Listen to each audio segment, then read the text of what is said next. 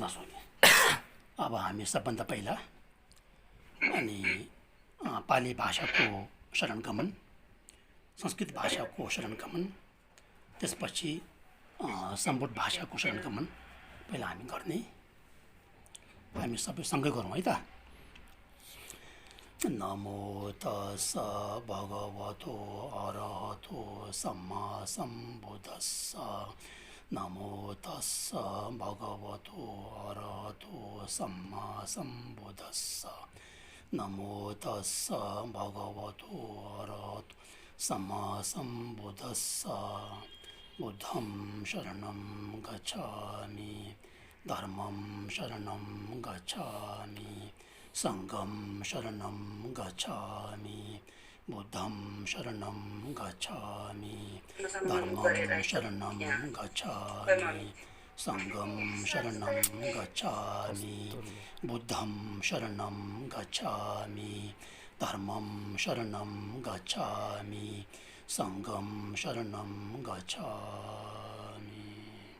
सांगे जुदान सोगे छोनान लाई चंजू बरदोन दा kyabsuan jin dagin jin suan gibe chonan dolai pinjiri sangin zhubra shu sangin judan sogin jona changju pardon danin kyabsuan jin dagin chushin gibe chonan dolai pinjiri sangin zhubra shu sangin judan sogin jona 청주 버도 단에 겹소인지 다기 진소인기 배 손나만 돌아의 벤지레 상기 로브라조 샘진 탐진 대와 난 대비 유당 dem브라 샘진 탐진 동알단 동아기 유당 잡으라 샘진 탐진 동알아 메베 대와 당파당 메제브라 샘진 탐진 예린 차당 예당 잡에 당냐 네버라 인교로 인지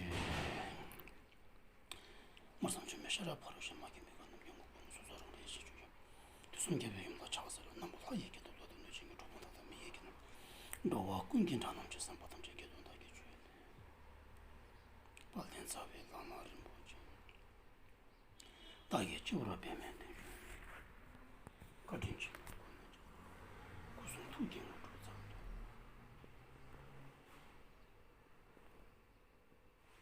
ओलासो अब आज अनि अस्ति यो शरणगमनको विषयमा अनि यो शरणगमनको चाहिँ नि शरणगमन भनेको चाहिँ हामी एउटा बौद्ध भएको नाताले अनि जुन व्यक्तिले अनि बुद्ध धर्म सङ्घको बारेमा बुझेर जानेर अध्ययन गरिकन अनि उहाँ बुद्ध धर्म सङ्घप्रति अनि श्रद्धा जागेर अनि उहाँहरूको शरणमा गयो भने चाहिँ त्यसलाई बौद्ध भनेर भन्छौँ भनेर हामीले भनिसक्यौँ। र जुन व्यक्तिमा चाहिँ अनि बुद्ध धर्म सङ्घप्रति कुनै प्रकारको न आस्था छ, न श्रद्धा छ, न विश्वास छ र त्यस्तो प्रकारको व्यक्तिहरूले चाहिँ यदि बुद्ध धर्म सङ्घको शरणमा गएको छैन भने चाहिँ त्यसलाई चाहिँ हामीले अबौद्ध भनेर नन बुद्धिस्ट भनेर हामीले भन्छौँ भनेर अस्ति त्यो कुरा भइसक्यो। र त्यो सँगसँगै अनि शरणगमनको हेतु अनि 4 प्रकारका अनि शरणगमन जाने कारण र शरणगमनको चाहिँ 4 प्रकारको हेतु थियो, कारण थियो। ती 4 कारण मध्येमा 2 कारण चाहिँ हामीले अस्ति गइसक्यौँ हैन। कुन के भन्छ उसमा शरणगमनको त्यो कुन कारणको अपेक्षा हामी शरणमा जाने भनेर र कसको शरण जाने भने चाहिँ हामी अस्ति गएको थियौँ। अब आज अनि यो के भन्छ अस्ति अलिकति बाँकी छ, त्यो चाहिँ म तपाईँहरूले फेरि एकचोटि भन्नु गइरहेको छु। अब सबभन्दा पहिला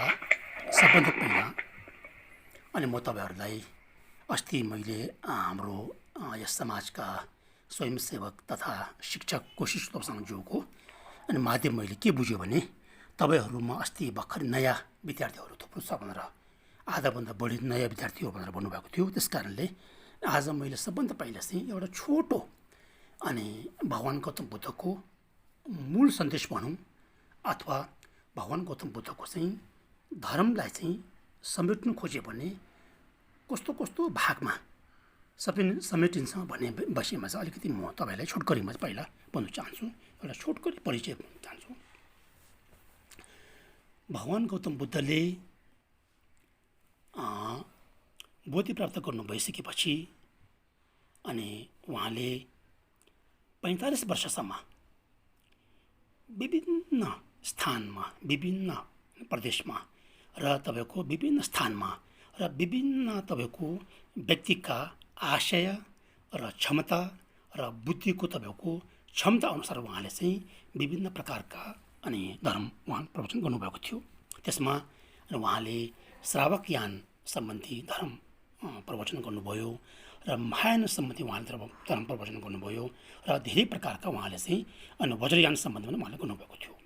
अब ती 45 वर्षसम्म उहाँले ठाउँ ठाउँमा जानु भएर धर्मको प्रचार गर्नुभएको ती धर्महरूलाई यदि हामीले समेट्नु खोज्यो भने संक्षिप्त रूपमा हामीले बुझ्नु चाह्यो भने चाहिँ बुद्धले हामीलाई बुझाउनु चाहेको चाहिँ के त भन्दाखेरि एउटा चाहिँ उपाय पक्ष हैन, मैत्री, करुणा अनि अध्याशय अनि तपाईँको यी कुराहरू चाहिँ उहाँले हामीले सिकाउनु भएको छ भने दर्शन सम्बन्धी उहाँले चाहिँ अनि शून्यता भन्ने हैन, धर्मको यथार्थता ज्ञान भन्ने चाहिँ उहाँले सिकाउनु भएको छ। हुँदाखेरि उहाँको त्यो 45 वर्षसम्म भन्नुभएका प्रवचनलाई समेट्नु खोज्दाखेरि चाहिँ दुई कुरामा समेटिन्छन्। एउटा चाहिँ कस्तो भने व्यवहार अथवा आचरण भन्छन्। आचरण हैन, आचरण र दर्शन यो दुईमा समेटिन्छन् हैन। तावाताङ चोबा भन्छ हैन। तावा भनेको दर्शन सिद्धान्त हो भने चोबा भनेको व्यवहार अथवा आचरण हैन, कन्ट्याक्ट भन्छ तपाईँको इङ्ग्लिस भाषामा।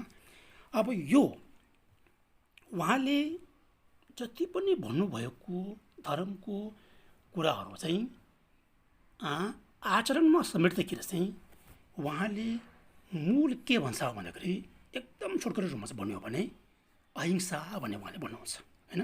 अहिंसा भन्ने हैन, हामीले आचरण चाहिँ के गर्नुपर्छ त भन्दाखेरि हामीले दिनचर्या के गर्नुपर्छ भन्दाखेरि बुद्धको अनुयायी हो भने हामी सबैले चाहिँ कसैप्रति हिंसा गर्नु हुँदैन भन्नुहुन्छ उहाँले हैन। हिंसा गर्नु हुँदैन।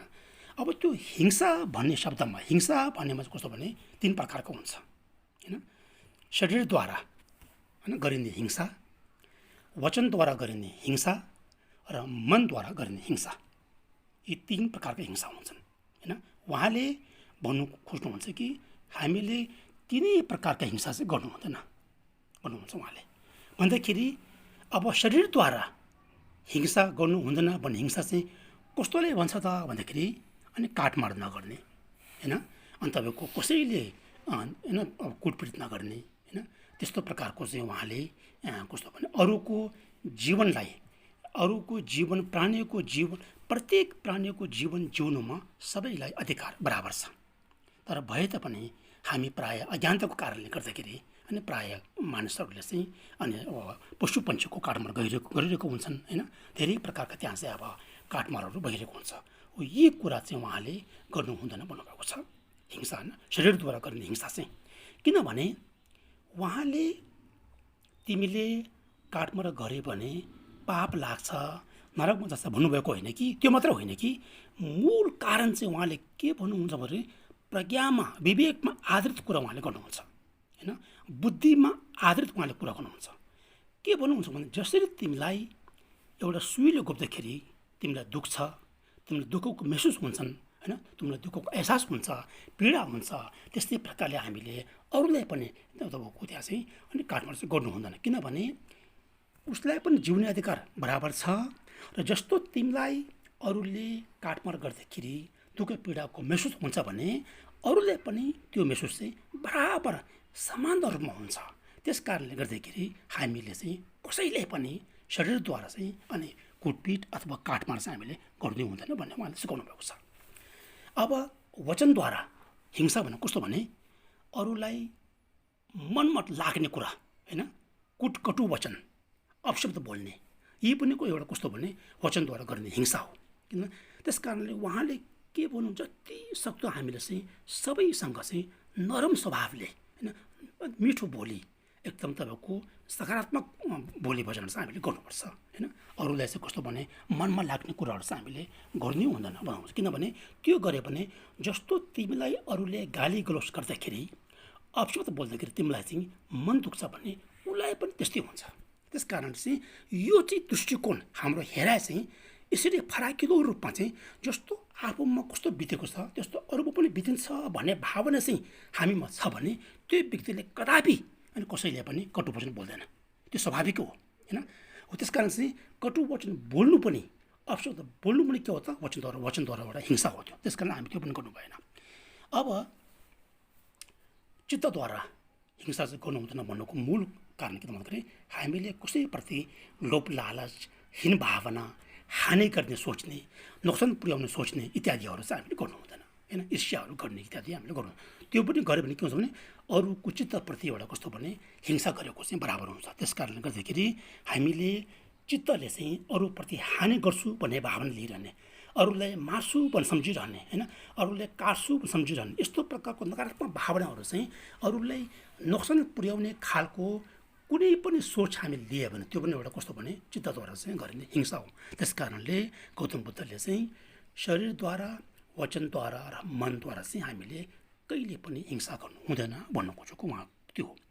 अब त्यस कारणले यदि त्यो मान्छेले तिनै प्रकारका हिंसा त्यागेको छ भने अनि बल्ल हामीले चाहिँ अहिंसा भन्नेको धर्मसँग पालना हामीले गरेको हुन्छ होइन।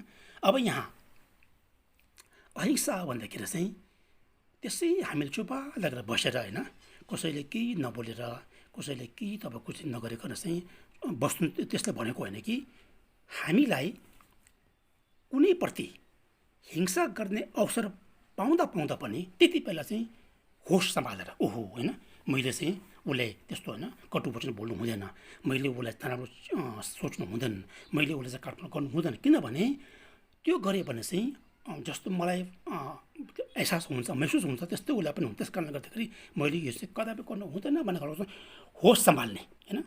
हिंसा गर्ने कुनै प्रकारको आफूले बल अनि तपाईँको क्षमता अथवा तपाईँको अवसर पाए तापनि त्यति बेला चाहिँ होस सम्हालेर मैले यो चाहिँ गर्नु हुँदैन भन्ने खालको त्यति बेला चाहिँ तपाईँले चाहिँ हामीले अनि सतर्क भएर सचेत भएर हामीले त्यो नगरे पनि चाहिँ त्यो चाहिँ मूल तपाईँको चाहिँ परम अहिंसाको चाहिँ पालना हो, अभ्यास हो त्यो चाहिँ उहाँले भन्नुहुन्छ है त। त्यसपछि गौतम बुद्धले जति यो चाहिँ कस्तो भने उपाय पक्ष हो होइन, थप भन्छ उपाय पक्ष। अब प्रज्ञा पक्षको बुद्धिको पक्षको चाहिँ अभ्यास के त भन्दाखेरि उहाँले अनि शून्यता भन्छ। सबै वस्तुहरू विषय वस्तुहरू चाहिँ के हो त त्यसको प्राकृति के हो त त्यसको स्वभाव के हो भने प्रतीत समुत्पाद भन्छ होइन, प्रतीत समुत्पाद तेन्जिङ डेभलप जुम्बा भन्छ।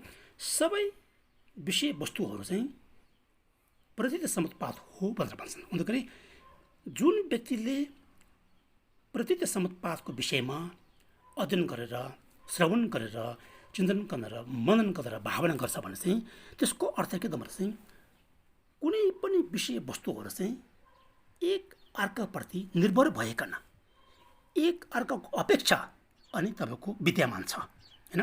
कुनै पनि विषय वस्तुहरू चाहिँ कस्तो भने आफै त्यतैबाट चाहिँ कसैको अपेक्षा नभइकन चाहिँ अनि तपाईँ अनपेक्षा चाहिँ त्यहाँसित छैन विद्यमान छ। सबै कुरा चाहिँ एक अर्कामा निर्भर भइकन चाहिँ सिद्ध हुन्छ भनौँ उहाँले भनौँ। त्यस कारण चाहिँ यसको कुरा चाहिँ हामीले अझै गहिरोमा गयो भने चाहिँ उहाँले भन्नु खोजेको मूल के शून्यता भन्ने हो होइन, एम्प्टीनेस भन्ने छु। अन्तखेरि यो हामीले चाहिँ मैत्री भावना करुणा भावना अध्याशय यी कुराहरू चाहिँ उपाय पक्षको अभ्यास हो भने अब शून्यताको ज्ञानमा चाहिँ हामीले अब अभ्यास गरे भने त्यसले चाहिँ एउटा प्रज्ञा पक्षको चाहिँ अभ्यास हुन्छ। त्यस कारण चाहिँ यी दुई कुरा चाहिँ उहाँले भन्नुभएको छ। अब समेट्नु खोज्यो भने चाहिँ जति पनि उहाँले भन्नुभएको प्रवचनहरू चाहिँ मूल अभ्यासमा समेटियो भने उपाय पक्ष होइन तपाईँको अहिंसा र प्रज्ञा पक्ष तपाईँको चाहिँ शून्यता ज्ञान यी दुईमा समेटेको हुन्छ। यी दुई चाहिँ हामीले निरन्तर हामीले अभ्यास गऱ्यो भने चाहिँ अनि सम्भव हुन्छ कि एक समयमा हामीले पनि तपाईँको चाहिँ बुद्ध प्राप्त हुनसक्छ भन्ने सम्भव हुन्छ। त्यस कारण चाहिँ यी कुरा चाहिँ पहिला हामीले बुझ्नुपर्छ कि गौतम बुद्धको मूल सन्देश के थियो भन्दाखेरि चाहिँ अहिंसा र तपाईँको प्रतीत समुत्पाद भन्ने उहाँको दुई कुरा चाहिँ हामीले बुझ्नुपर्छ होइन। यदि हामीले अरू सोधियो भने भगवान गौतम बुद्धले 45 वर्षसम्म दिनुभएको प्रवचनहरू चाहिँ समेटियो भने केमा समेटिन्छ त भन्दाखेरि चाहिँ अनि के भन्छ यो अहिंसा र अनि प्रतिदिन समुत्पादमा समेटिन्छ भनेर हामीले चाहिँ बुझ्नुपर्छ। यो चाहिँ तपाईँले होइन अब हामी एउटा कस्तो भने एउटा मोटामोटी रूपमा चाहिँ अनि भगवान गौतम बुद्धको मूल सन्देश भनौँ अथवा चाहिँ उहाँको समेटिएको धर्म भनौँ।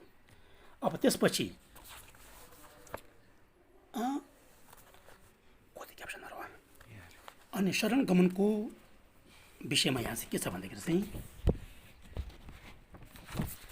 अब यहाँ एउटा कुरा है, जब हामीले बुद्ध धर्मसँगप्रति बुझेर जानेर उहाँको गुणहरू विशेषताहरू बुझेर चाहिँ जब हामीले हृदयबाट अनि बुद्ध धर्मसँग शरण जाँदाखेरि चाहिँ त्यसको अनुशंसा त्यसको लाभ के छ भन्दाखेरि चाहिँ पहिले म तपाईँले एउटा के भन्छु भन्दाखेरि यस्तो भन्नुभएको छ, क्याप्सुङ सोनम सोग्यो न तोङसुम दियाङ न्युतुछुङ भनेको छ। यदि हामीले हृदयबाट बुद्ध धर्मसँग प्रति शरणमा गयो भने त्यसको लाभ त्यसको फल हामीले चाहिँ रूपमा होइन आकारमा देखाउनु हो भने चाहिँ यो तपाईँको 30,000 तोङसुमको तोङसुम भनेको चाहिँ 33 कोटी त्यो त्रिलोकमा पनि तपाईँको अर्डिनरी तपाईँको होइन क्याप्सुङ सोनम सुगेन भनेको शरणमा गएको पुण्यको फल चाहिँ हामीले रूपमा आकारमा देखाउने हो भने यो त्रिलोक पनि अर्डिनरी होइन। क्याप्सुङ सोनम सुग्यो न तोङसुम दिया नतुछुङ भनेको छ कि हो भन्दाखेरि शरण गमन गएको पुण्यको फल यदि रूप अथवा आकारमा देखाउने हो भने यो त्रिलोक नै अर्डिनरी होइन। क्याप्सुङ सोनम सुग्यो न तोङसुम दिया नतुछुङ उदाहरण दिएको छ, ग्यासो छिम्पो छुई तर फुल्की जबरा खलनु भनेको छ।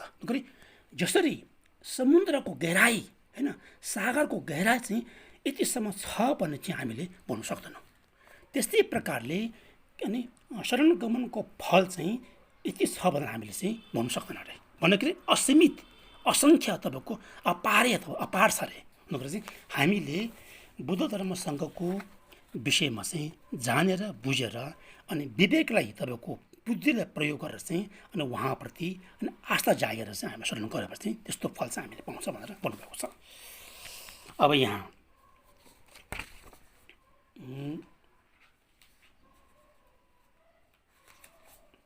अस्ति हामी कहाँ पुग्यो भन्दाखेरि अनि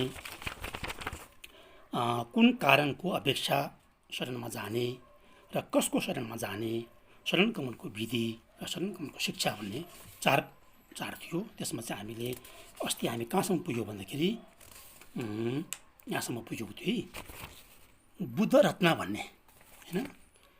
बुद्ध रत्न भन्नेलाई चाहिँ हामीले किन शरणमा जानुपर्छ भन्दाखेरि चाहिँ उहाँमा 4 प्रकारको गुण छ, ज्ञान छ होइन। त्यस कारणले बुद्ध रत्न बुद्ध भगवान चाहिँ तपाईँको शरणीय योग्य हो भनेर हामीले भन्यौँ। अब शरणीय योग्य हुने खालको 4 विशेषता के त भन्दाखेरि स्वयं आफै दुःखबाट मुक्त भइसकेको एउटा भयो होइन, अस्ति भनिसक्यो। अर्को चाहिँ अरू प्राणीलाई पनि सबै प्रकारका दुःखबाट चाहिँ मुक्त गराउने उपायमा एकदम कौशल्य होइन, एकदम सिपालु होइन, उहाँले चाहिँ कुन तरिकाले गर्नुपर्छ भन्नेमा सबैले जानिरहेको त्यो भयो।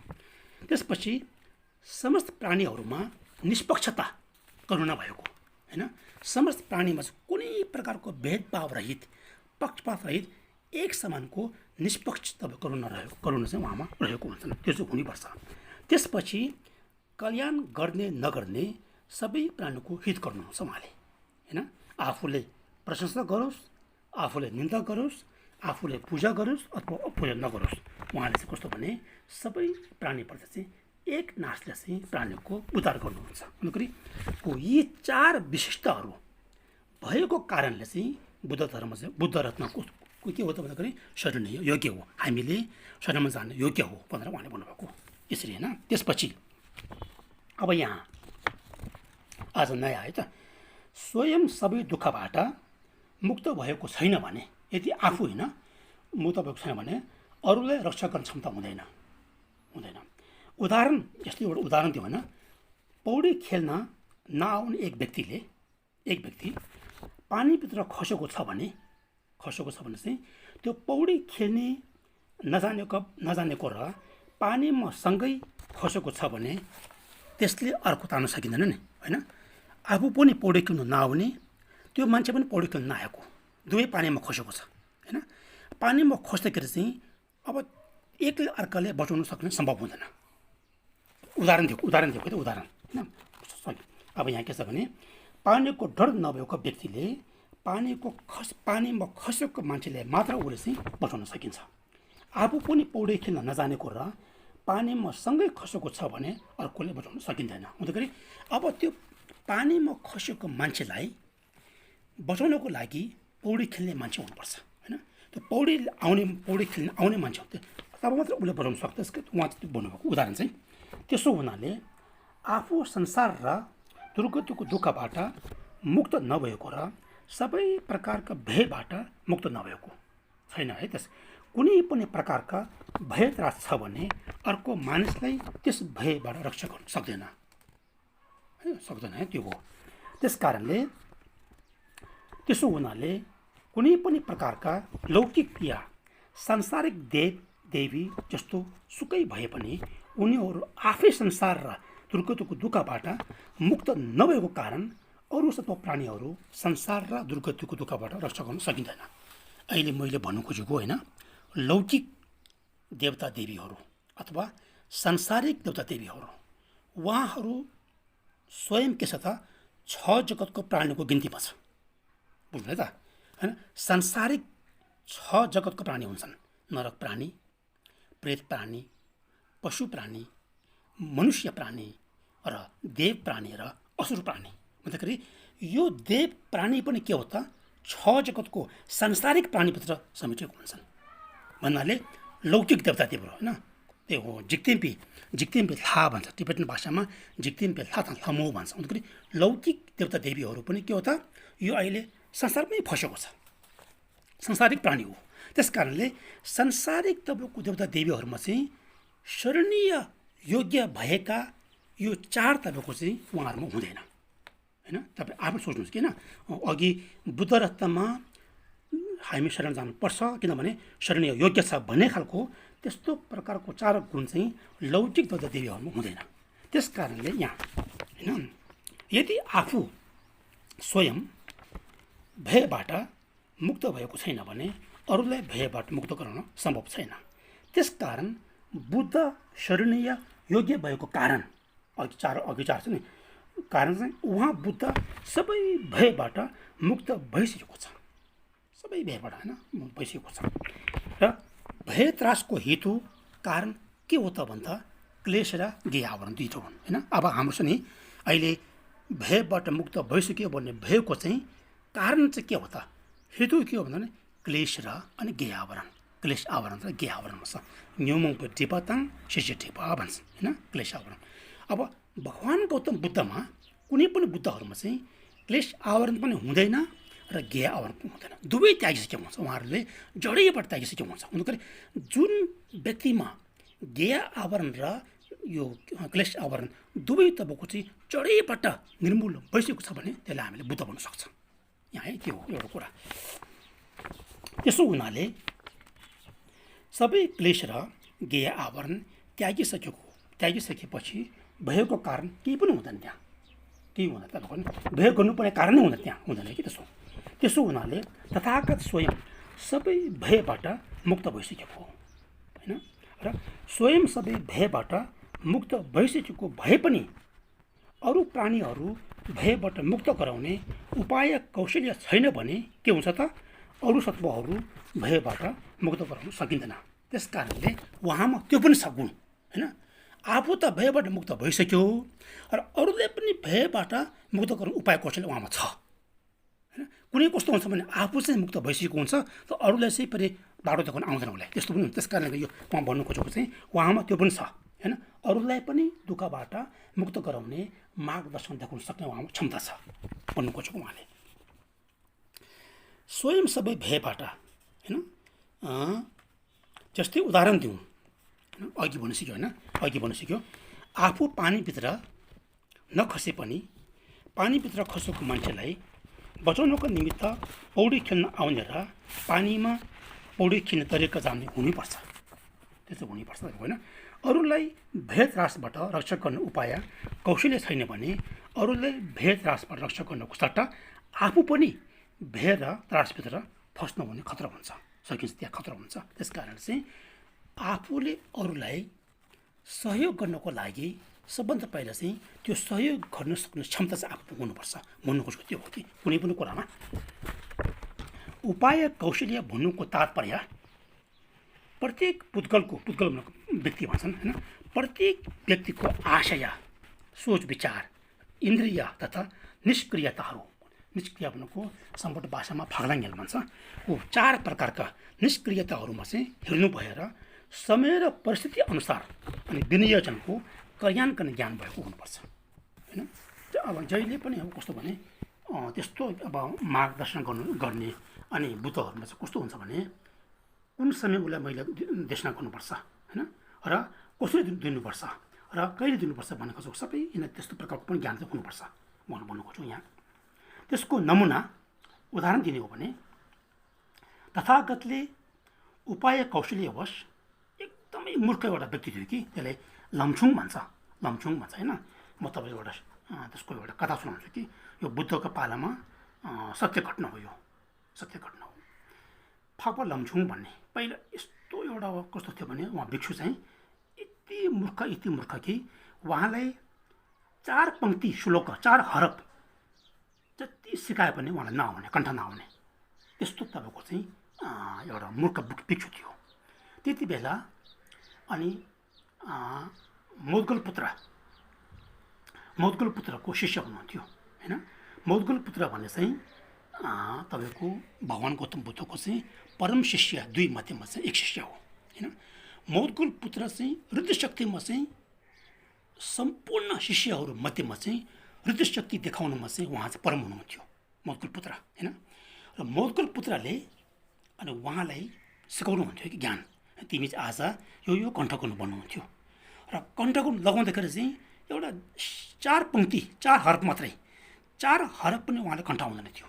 त्यस्तो उहाँको होइन बुद्धि एकदमै विचार होइन। अब त्यो पहिला जुनीको पूर्व जुनीको त्यो एउटा के भन्छ पापको आवरणले गर्दाखेरि चाहिँ एकदमै तपाईँको मूर्ख थियो बुद्ध। त्यति बेला अनि महात्मा गौतम बुद्धले अनि उहाँ चाहिँ अब मौद्गल पुत्रले चाहिँ महात्मा गौतम बुद्धले अनुरोध गर्नुभयो होइन, यो भिक्षुलाई जति मैले कुरा सिकाएँ भने नआउँदो रहेछ।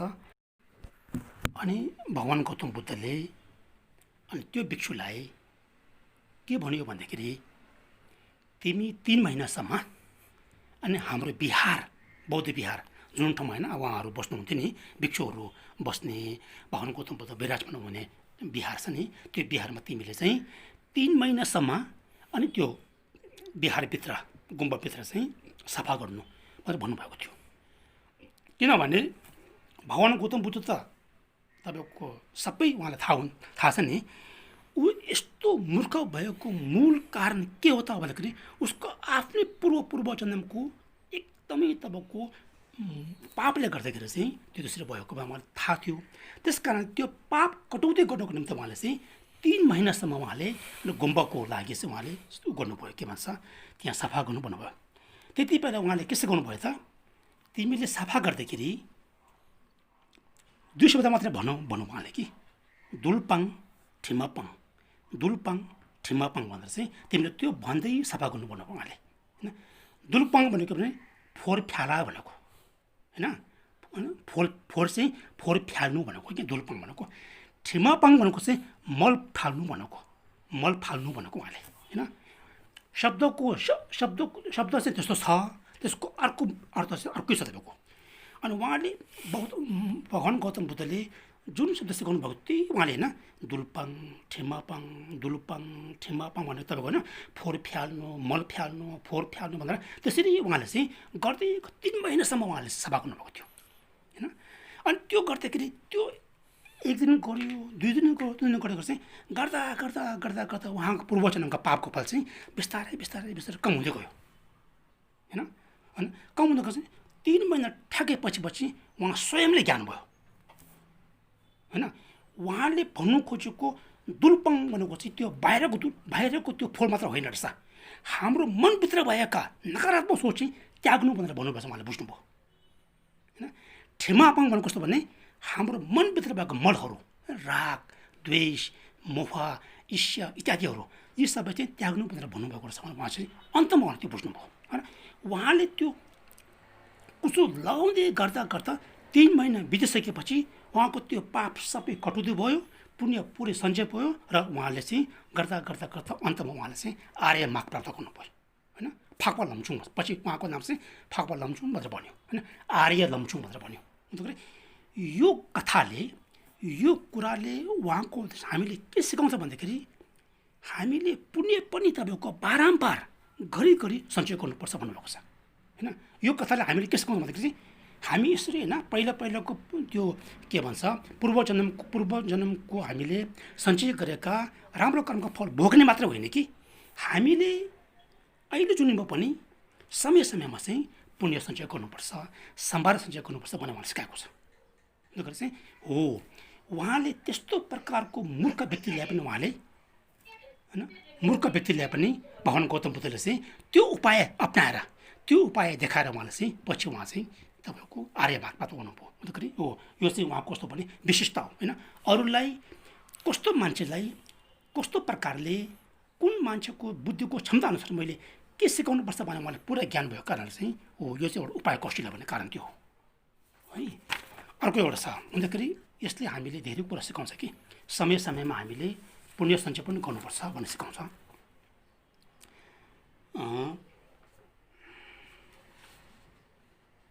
त्यो मात्र होइन है, उहाँले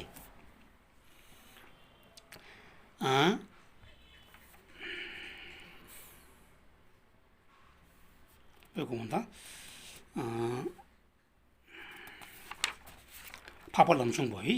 त्यसपछि फेरि उहाँले एउटा एकदमै तपाईँ कस्तो भने नन्द भन्छ, उहाँकै भद्दा हो जस्तो लाग्यो मलाई।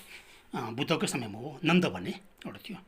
त्यो नन्द भन्ने चाहिँ नन्द भन्ने कस्तो थियो भने त्यसलाई सम्बट भाषामा गौ भन्छ।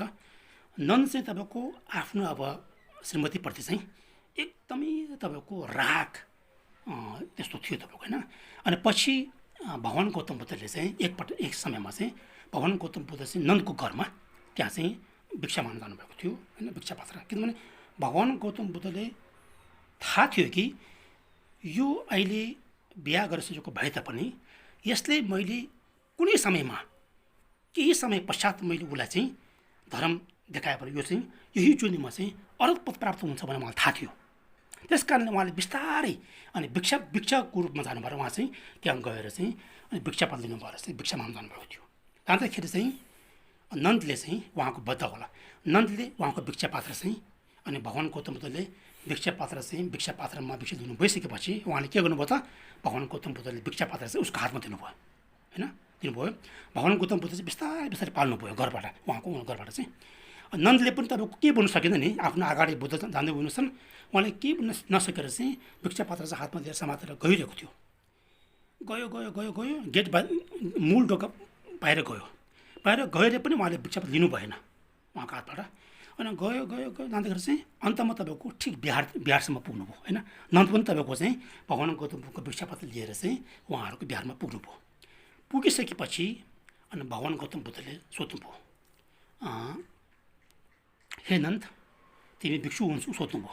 हुँदाखेरि चाहिँ उहाँले के बोल्नु सकेन होइन। अब आफ्नै अगाडि आफ्नै तपाईँको होइन अब त्यहाँ आफन्त अनि अब यत्रो ज्ञानी होइन उहाँको छेउमा चाहिँ उहाँले चाहिँ म भिक्षु नहुने भन्नु सकेन। उहाँले के भन्नु त हुन्छ भनेर भन्यो, हस् भनेर भन्यो। हस् भनेर भन्ने बित्तिकै अनि भगवान् गौतम बुद्धले चाहिँ उहाँले होइन मङ्गल पुत्रले द्वारा चाहिँ उसलाई भिक्षुको दृश्य दिनुभयो। तर उहाँ भिक्षु भए तापनि तर उहाँको मन चाहिँ आफ्नै तपाईँको श्रीमतीतिर चाहिँ एकदमै तपाईँ दिन रात त्यहाँ लागिरहेको थियो। किनभने उसले आफ्नो त्यो रहरले गरेको थिएन नि त एउटा कुरा चाहिँ त्यति बेला, त्यो समयमा है त, त्यो समयमा चाहिँ उहाँले रहरले गरेको थिएन, एउटा करले उहाँले चाहिँ अब भिक्षु भन्ने बाध्यता जस्तो भयो त्यति बेला चाहिँ।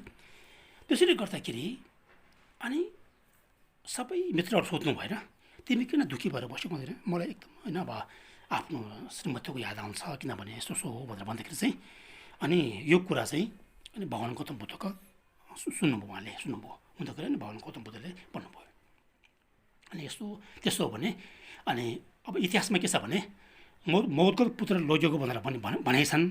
अर्को इतिहासमा चाहिँ भगवान गौतम स्वयंले उहाँलाई लानुभयो भनेर इतिहासमा छ। अब यहाँ के छ भने अनि भगवान गौतम बुद्धले यस्तो उल्लेखबाट चाहिँ गुमाउन लानुभयो अरे होइन। गुमाउन लाँदाखेरि बाटोमा के देख्यो भने बाँदरनी होइन, बाँदरनी देखेको थियो कि फेरि नानीहरू भएका आमा भएको एउटा बाँदरनी थियो। त्यो बाँदरनी चाहिँ कस्तो भने अन्धो थियो बिचरा, एक आँखा नभएको बाँदरनी देख्यो। बाँदर देख्दै जाँदाखेरि चाहिँ अनि उहाँलाई सोध्नुभयो भने तिम्रो श्रीमती र अनि यो बाँदरनीमा चाहिँ कुन चाहिँ राम्रो भन्दाखेरि चाहिँ उसले चाहिँ त्यो त होइन मेरो श्रीमती धेरै राम्रो भन्दा त्यसरी चाहिँ उसले जवाब दिएको भन्छन्। त्यसपछि उहाँले ऋतुशक्तिले देवलोकमा अप्सराहरू भएको ठाउँमा होइन देवलोकमा चाहिँ उहाँले लानुभयो। ऋतुशक्तिले चाहिँ देवलोकमा चाहिँ सबै देवीहरू त्यहाँ थियो अरे तपाईँको होइन, देवीहरू अप्सराहरू थियो अरे। अप्सराहरू थियो र त्यहाँ एउटा कस्तो भने एउटा जग्गा एउटा कस्तो भने सिंहासन एउटा आसन चाहिँ खाली थियो अरे।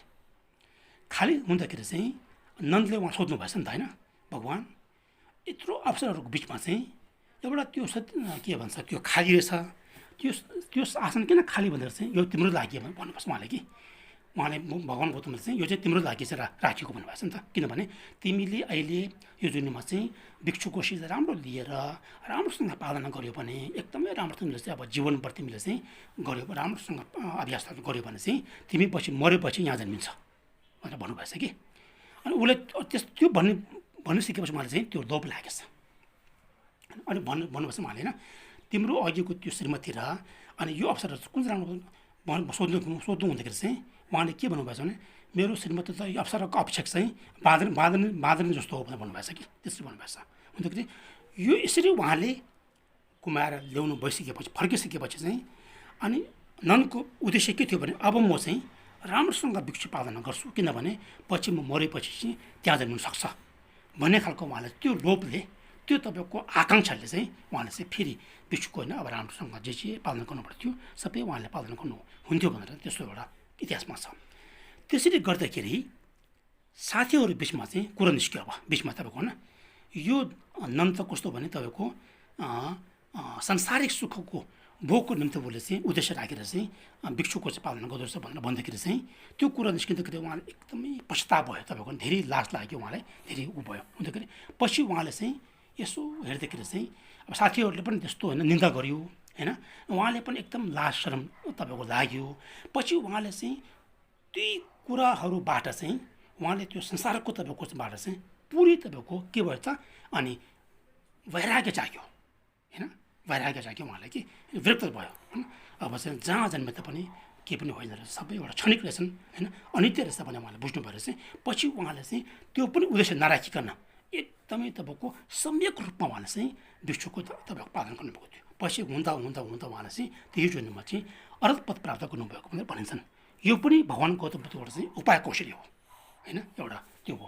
अर्को फेरि एकदमै रिसालु मान्छे होइन, त्यति बेला बुद्धको समयमा चाहिँ अङ्गुलीमाल भन्ने होइन, अङ्गुलीमाल भन्थ्यो होइन सुर्मे ठाउँमा चाहिँ अङ्गुलीमालले आफ्नो त्यो कल्याण मित्र आफ्नो त्यो गुरुको चाहिँ एउटा कस्तो भने तपाईँको कुमार्गमा लागेर गुरुले के भनेको थियो भने तिमीले मलाई गुरु दक्षिणाको लागि चाहिँ 1000 मान्छेको नङ काटेर ल्याउनुपर्छ होइन, नङको माल ल्याउनु भनेको थियो। त्यसरी गर्दाखेरि चाहिँ अन्तिम उसले 1000 पुग्नुमा एउटा बाँकी थियो, एक बाँकी थियो। त्यो बाँकी हुँदाखेरि उसले चाहिँ के देख्यो भने आफ्नो एउटा आमा बुढी आमा चाहिँ अनि जङ्गलमा यसरी गइरहेको देख्यो उहाँले।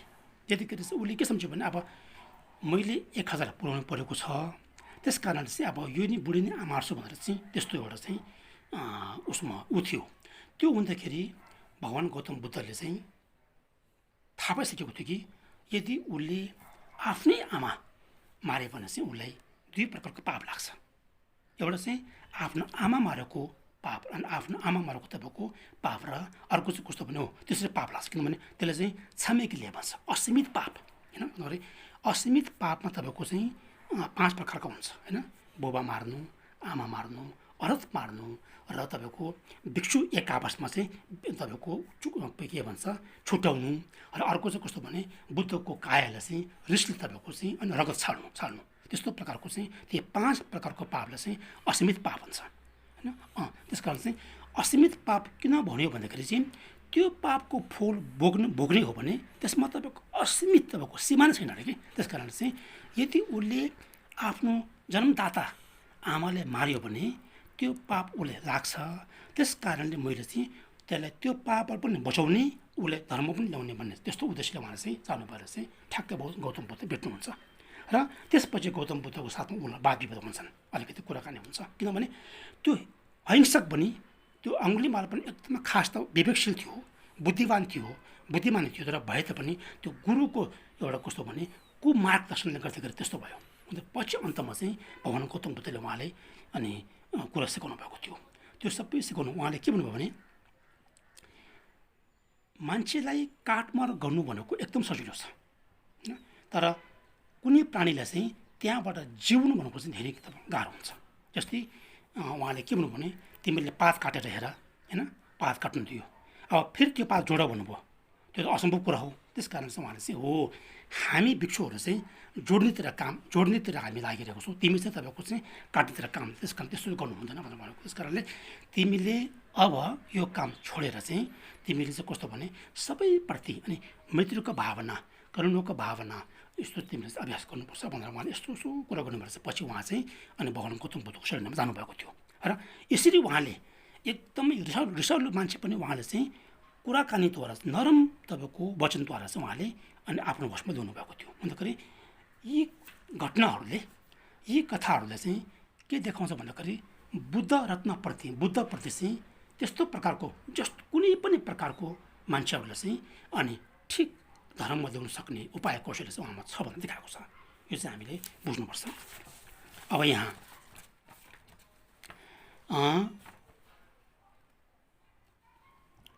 तृष्णायुक्त भएको थियो भोकसरी गर्नु।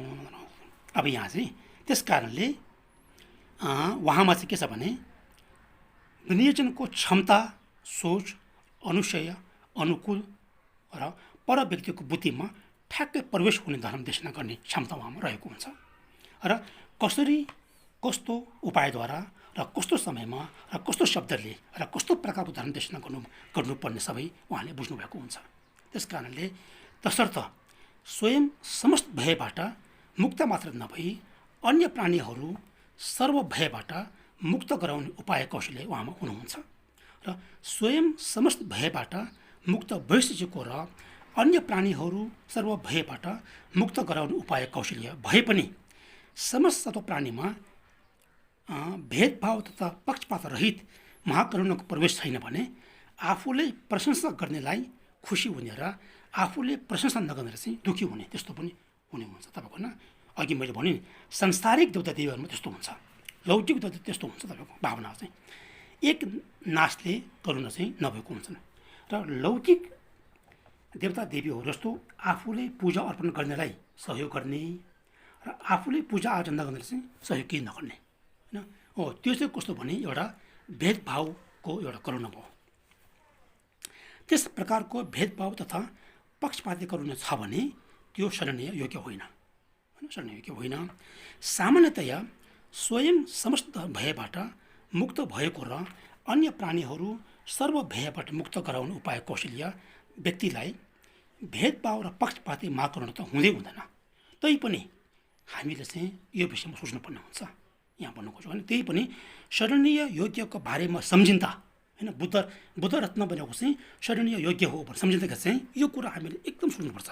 सबै यस्तो प्राणीमा निष्पक्ष महाकरुणाको प्रवेश सम्बन्धमा चाहिँ जसरी पनि हामीले सोच्नुपर्छ र जबसम्म हामीले यो विशेषता चाहिँ सोच्दैनौँ तबसम्म हामीले चाहिँ बुद्ध रत्नप्रति एउटा आस्था जाग्ने अलिकति तपाईँको गाह्रो हुन्छ भन्नुभएको छ। यहाँ कुनै व्यक्तिलाई रक्षा गर्ने र कसैले रक्षा नगर्ने हुँदैन र कसैले रक्षा गर्ने र कसैले रक्षा नगर्ने छ भने शरणमा गए पनि रक्षा गर्छ कि गर्दैन निश्चय हुँदैन र तथागत बुद्धमा सर्व प्राणीप्रति निष्पक्ष महाकरुणा भएकाले उहाँ चाहिँ शरणीय हुनुहुन्छ होइन, शरणीय हुनुहुन्छ। यस सम्बन्धी एक सत्य कथा भन्नु चाहन्छु होइन। अब यहाँ के छ भने एउटा कथा छ कि महात्मा गौतम बुद्ध अनि उहाँमा चाहिँ कस्तो भने सबै प्राणीप्रति निष्पक्ष करुणा छ भने त्यसको एउटा कस्तो भने प्रमाण के छ भन्ने पनि प्रश्न आउन सक्छ नि त होइन, सक्छ। त्यसको प्रमाण के छ भन्दाखेरि एक समयमा महात्मा गौतम बुद्ध 6 वर्षसम्म होइन, सिद्धार्थ, त्यति बेला अब सिद्धार्थ गौतम भनौँ न, सिद्धार्थ गौतम 6 वर्षसम्म चाहिँ कठोर तपस्याका साथ ध्यानमा बस्नु हुँदाखेरि चाहिँ अनि उहाँको शरीरमा होइन अब त्यो के भन्छ रुखको हाँगाहरू, यो पातहरू, विभिन्न फुलहरू, धुलोहरू यसरी तपाईँको होइन शरीरमा चाहिँ समाएको छ भनेर त्यस्तो एउटा कथामा छ। त्यति बेला चाहिँ अनि मान्छेहरूले अनि के सम्झिन्थ्यो भने उहाँ एकदमै कठोर तपस्वी हो होइन भनेर चाहिँ एकदमै आस्था जागेर अनि त्यो मान्छेहरूले के गर्थ्यो भने उहाँको शरीरमा होइन उहाँको उसमा चाहिँ चन्दन दल्नु हुन्थ्यो। चन्दन कि तपाईँको भारतमा के थियो भने एउटा परम्परा के थियो भने मूर्तिहरूलाई, देवताको मूर्तिहरूलाई चाहिँ यो चन्दन दल्ने एउटा परम्परा छ कि त्यसो कस्तो भने एकदम आस्था गरेको एउटा प्रतीक हो कि पूजा अर्पण गरेको प्रतीक हो त्यो चाहिँ। गरे उहाँ चाहिँ एकदम अब कठोर तपस्वी भएको कारण चाहिँ उहाँले सबैले अब आस्था जागेर चाहिँ त्यो मान्छे कुनै मान्छेहरूले चाहिँ अनि चन्दन दलेको थियो भनेर भन्छन् होइन, उहाँको शरीरमा चाहिँ चन्दन दलेको थियो अरे। फेरि पछि अर्को मान्छेहरू आएर चाहिँ यसो हेर्दाखेरि चाहिँ अनि के सम्झिन्छ भने यो मान्छे हो कि काठ हो होइन, सम्झ नि त हुँदाखेरि चाहिँ अब यो काठ हो कि मान्छे हो भनेर सम्झिँदाखेरि चाहिँ अब काठ होला सम्झेर चाहिँ उनीहरूले सानो बन्चोहरू ल्याएर चाहिँ अनि त्यो चिर्थ्यो अरे कि तपाईँको चिर्थ्यो अरे नि त, चिर्थ्यो अरे। त्यति बेला उहाँमा होइन त्यो चन्दन लगाउने मान्छे र त्यो बन्चोहरूले चिर्ने मान्छे दुवैप्रति उहाँमा कुनै प्रकारको भेदभाव थिएन, निष्पक्ष करुणा थियो। यसले देखाउँछ कि प्रमाण के होइन, एकले तपाईँको बन्चोहरूले सानो छुरीले होइन यसो तपाईँको चिर्ने र एकपल्ट तपाईँको चन्दन दलेको छ क्योकि दुवै मनुष्यप्रति उहाँमा चाहिँ निष्पक्ष करुणा थियो। एउटा प्रमाण त्यो हो कि एउटा प्रमाण कथामा त्यो छ होइन मानिस। त्यसपछि भारतमा त्यो तथागत चन्दन हुँदाखेरि एकसँग तपाईँको यहाँ के छ भने तथागतलाई चन्दन दल्ने र सानो बन्चोहरूले चिर्ने दुई व्यक्तिमध्ये एकलाई नजिक र एक टाढाको महसुस उहाँमा कदापि हुँदैन, त्यस्तो एहसास हुँदैन कि सबैले तपाईँको बराबर एकसँग खुसी र अर्कोसँग द्वेष थिएन उहाँमा, त्यो थिएन। यस सत्य कथाबाट चाहिँ हामीले के बुझ्नु पर्दछ भन्दाखेरि चाहिँ बुद्धले कसैले काखा र कसैले पाखा चाहिँ गर्नु हुँदैन थियो होइन, सबैमा तपाईँको एक समानको एउटा ऊ थियो उहाँमा होइन। र अर्को एक सत्य कथा यहाँ एउटा हेर्नुहोस् है, के छ भने बुद्धको समयमा बुद्धलाई वायु रोग लागेको थियो तपाईँको होइन, वायु रोग पनि लुङ्गी नासा होइन, वायु रोग लागेको थियो। अनि वायु रोग लाग्नु हुँदाखेरि चाहिँ त्यति बेला चाहिँ अनि बुद्धको समयमा अनि वैद्य डक्टर अनि वैद्य तपाईँको चाहिँ जीवक पढ्ने होइन एउटा हुनुहुन्थ्यो र वैद्य जीवकले के गर्नुभयो भने एउटा दबाईलाई चाहिँ घिउसँग मिसाएर चाहिँ डल्लो पारेर घिउसँग मिसाएर उहाँले बनाउनु भएको थियो। त्यो चाहिँ एकदमै तपाईँको के थियो भने शक्तिशाली दबाई थियो त्यो होइन। र त्यस्तो प्रकारको दबाईको गोली चाहिँ 32वटा गोली चाहिँ उहाँलाई बुद्ध भगवान दिनुभएको थियो जीवकले।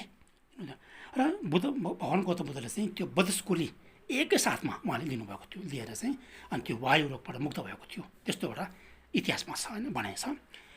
पछि देवदत्तलाई पनि देवदत्त भन्ने हुन्छ नि, देवदत्तलाई पनि तपाईँ एक समयमा चाहिँ त्यस्तो रोग लागेको थियो र देवदत्तले सोध्यो के जीवक सोध्यो होइन जीवकलाई, अनि बुद्धले कति गोली दिनुभएको थियो भनेर सोधेको थियो कि। अनि उहाँले के भन्नु भने वैद्यले चाहिँ भगवान गौतम बुद्धले 32वटा गोली दिनुभएको थियो सोध्नु भन्नुभयो। अनि त्यसो हो भने मलाई पनि त्यो सबै दिऊ म खान्छु भनेर भन्यो कि। भन्दाखेरि चाहिँ अनि जीवकले के भन्यो भने तपाईँले लिए भने तपाईँले पस्दैन त्यो होइन, तपाईँको शरीरले चाहिँ त्यसले पाचन हुन सक्दैन भनेर भन्यो। देवदत्त यस्तो अहङ्कारी थियो, यस्तो घमण्ड थियो कि उसले चाहिँ जीवनबाट तपाईँको चाहिँ महात्मा गौतम बुद्धसँग चाहिँ प्रतिस्पर्धा गर्दै गर्थ्यो। जहिले पनि उसले कस्तो भने महात्मा गौतम बुद्धप्रति चाहिँ ईर्ष्या डाहा गर्नुहुन्थ्यो कि जहिले पनि गौतम बुद्धसँग चाहिँ बराबर हुन खोज्थ्यो कि त उहाँले बराबर हुन खोज्थ्यो। त्यस कारणले उसले चाहिँ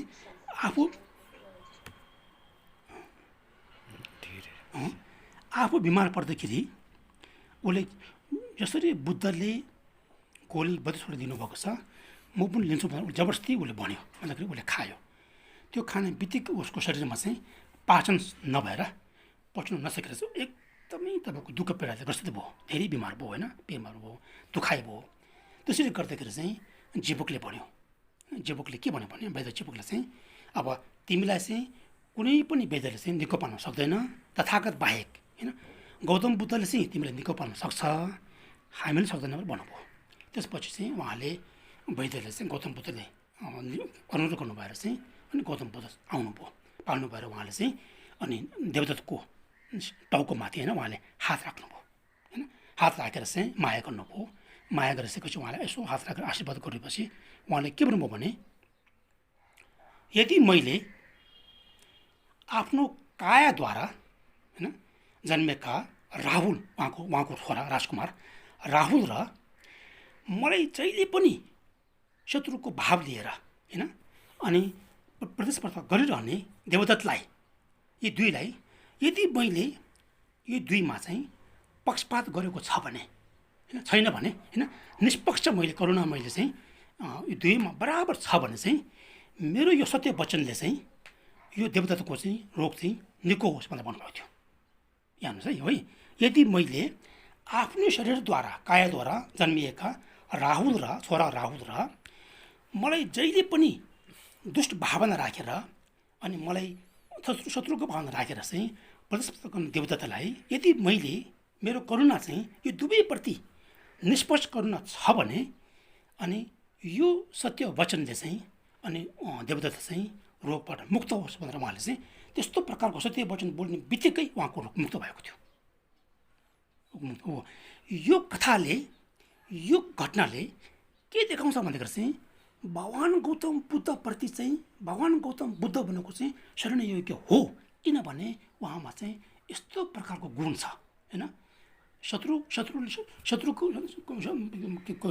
होइन उहाँले जे बस्दैन अब शत्रु होस् अथवा मित्र होस्, उहाँमा चाहिँ कस्तो भने दुवैप्रति एक नासको निष्पक्ष करुणा भएको चाहिँ यो कथाले देखाउँछ। त्यस कारणले हामीले चाहिँ उहाँमा होइन यो चाहिँ कस्तो भने उहाँको तेस्रो कारण हो कि तेस्रो कारण हुँदाखेरि अनि आज चाहिँ विषय हामी यहाँसम्म राख्छौँ है। जे होस् अब हामीले आज चाहिँ अनि 3 प्रकारको करुणा के भन्छ गौतम बुद्ध चाहिँ अनि शरण योग्य भएको 3 प्रकारको करुणा चाहिँ गएको छ। एउटा चाहिँ कस्तो भने आफू स्वयं सबै प्रकार दुःखबाट मुक्त भइसकेको, अर्को चाहिँ कस्तो कारण चाहिँ अरूलाई पनि सबै दुःखबाट मुक्त गराउन सक्ने उपाय कौशल्य भएको, र तेस्रो चाहिँ कस्तो भने सबै प्राणीप्रति निष्पक्ष करुणा भएको। यो 3 चाहिँ करुणा चाहिँ अहिले आज हामी यहाँसम्म गयो है। अनि अर्को चाहिँ अब पछि म तपाईँले भन्नु होइन यो कस्तो भने फेन्ता माता थम्चे कि भन्नुको चाहिँ कस्तो भने आफूलाई अनि पूजा अर्पण गर्ने होस् अथवा आफूले पूजा नगर्ने होस्, सबैलाई चाहिँ एक प्रकारका परकल्याण गर्ने परहित गर्ने चाहिँ उहाँ हो भनेर भन्नुभएको छ कि यसरी चाहिँ अब आज हामी चाहिँ यहाँसम्म जाउँ होइन। अनि तपाईँ हामी सबैले अब कस्तो भने अघि मैले भनेको जस्तो जस्तै हामीले साङ्गे छोदाङ छोगे छोदम्ला भनेर पढ्नु हुँदाखेरि एकछिन तपाईँले नि एकछिन हामी बसेर साङ्गे भनेको चाहिँ शब्द भन्ने बित्तिकै एकछिन हामी सोच्ने कि होइन बुद्ध भगवान्मा चाहिँ बुद्ध साङ्गे भनेको चाहिँ शरण योग्य रहेछ, किनभने उहाँमा यस्तो यस्तो प्रकारको गुण रहेछन्, विशेषता रहेछ होइन। यस्तो प्रकारको गुण विशेषता चाहिँ अरू देवता देवीमा हुँदैन रहेछन्। त्यस कारणले चाहिँ साङ्गे भनेको चाहिँ वास्तविक रूपमा चाहिँ पक्का नै उहाँ चाहिँ शरणीय हो रहेछ भनेर चाहिँ अलिकति सम्झेर कि अनि बल्ल तपाईँले साङ्गे छोदङ छोगे भन्नुभयो भने अलिकति राम्रो हुन्छ। किनभने हामीले कुनै पनि पूजापाठ गर्नु हुँदाखेरि त्यो पूजापाठ शब्दको चाहिँ अर्थ सम्झेर गर्नुभयो भने मनमा अलिकति कस्तो भने फिलिङ महसुस एहसास अलिकति आउँछ हुँदाखेरि चाहिँ कुनै पनि पाठ पूजाको शब्द बुझेर चाहिँ शब्दको अर्थ र भावहरू दुईवटा हुन्छ तपाईँको होइन। गरे शब्द अर्थ चाहिँ साङ्गे भनेको के भन्छ अज्ञानको निन्द्राबाट जागिसकेका र सम्पूर्ण गुणयुक्त भएकाले साङ्गे भन्छन्, त्यो एउटा शब्द अर्थ भइहाल्यो। अब हामीले भाव अर्थ सम्झिँदै गरेर चाहिँ साङ्गे भनेको यस्तो हुनुपर्दो रहेछन् होइन, यो विशेषता हुनुपर्दो रहेछन्, यो गुण हुनुपर्दो रहेछ भने त्यस हामीले सोच्नुपर्छ। त्यसलाई त्यसले हामीले भाव अर्थ भन्छ। भन्दाखेरि साङ्गे भन्ने अगाडि चाहिँ पहिला उहाँको त्यो शब्द अर्थ र भाव अर्थ दुवै सम्झेर चाहिँ हामीले भन्ने होइन। साङ्गे शुद्ध यसरी भन्यो भने चाहिँ तपाईँले आज पनि भन्यो, भोलि पनि भन्यो, पर्सि पनि भन्यो गर्दा चाहिँ तपाईँले त्यो चाहिँ एकदमै मनमा एउटा चाहिँ कस्तो भने विशेष प्रकारका उहाँमा चाहिँ एउटा आस्था चाहिँ तपाईँको दिन प्रतिदिन तपाईँको बढिन्छन्, विकास हुन्छ, वृद्धि हुन्छ। त्यस कारणले कुनै पनि कुरामा हामीले पार पुर्छ गर्दा चाहिँ शब्दलाई चाहिँ एकदम ध्यान दिनुपर्छ, अर्थले चाहिँ त्यो चाहिँ तपाईँले होइन